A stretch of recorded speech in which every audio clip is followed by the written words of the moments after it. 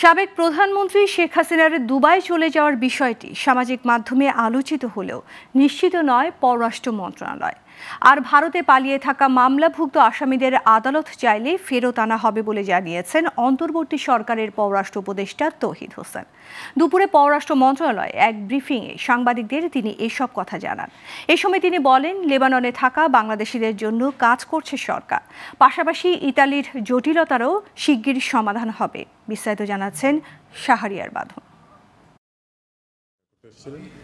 মঙ্গলবার পররাষ্ট্র মন্ত্রণালয়ে সাংবাদিকদের ব্রিফিং করেন পররাষ্ট্র উপদেষ্টা তৌহিদ হোসেন। আমরা কি করছি এবং কি করতে পারি। এ সময় তিনি বলেন, সাবেক প্রধানমন্ত্রী শেখ হাসিনার দুবাই চলে যাওয়া নিয়ে সামাজিক মাধ্যমে আলোচনা চলছে, কিন্তু বিষয়টি নিশ্চিত নয় পররাষ্ট্র মন্ত্রণালয়। তবে ভারতে পালিয়ে থাকা মামলার আসামিদের আদালত চাইলে ফেরত আনা হবে। ওনার অবস্থান সম্বন্ধে নিশ্চিত আমরা হতে পারিনি। আমরা দিল্লিতেও খোঁজ করেছি, আমিরাতেও খোঁজ করেছি, কনফার্মেশন অফিসিয়ালি কেউ দিতে পারেনি। তবে আমরাও, আপনারা যেমন দেখেছেন, আমরাও দেখেছি যে উনি আজমানে সম্ভবত গেছেন, কিন্তু এটা রিকনফার্ম করার চেষ্টা করে আমরা সফল হইনি।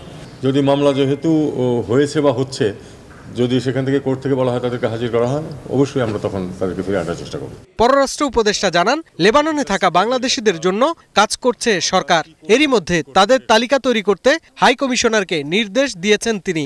লেবাননে যারা ফিরে আসতে চায় তাদেরকে তালিকা করতে বলা হয়েছে। তাদেরকে বলা হয়েছে যে ওয়ার জোন থেকে একটু সরে যেন আর একটু উত্তরে চলে যায়, এবং আমরা IOM-কে অনুরোধ করেছি যে একটা ওই ফ্লাইটের ব্যবস্থা করে দিতে, যাতে করে তারা চলে আসতে পারে।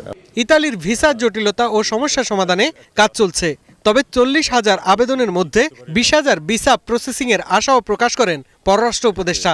আটকে আছে অনেকদিন যাবৎ, এবং 20,000 কেস ক্লিয়ার হয়েছে রোম থেকে।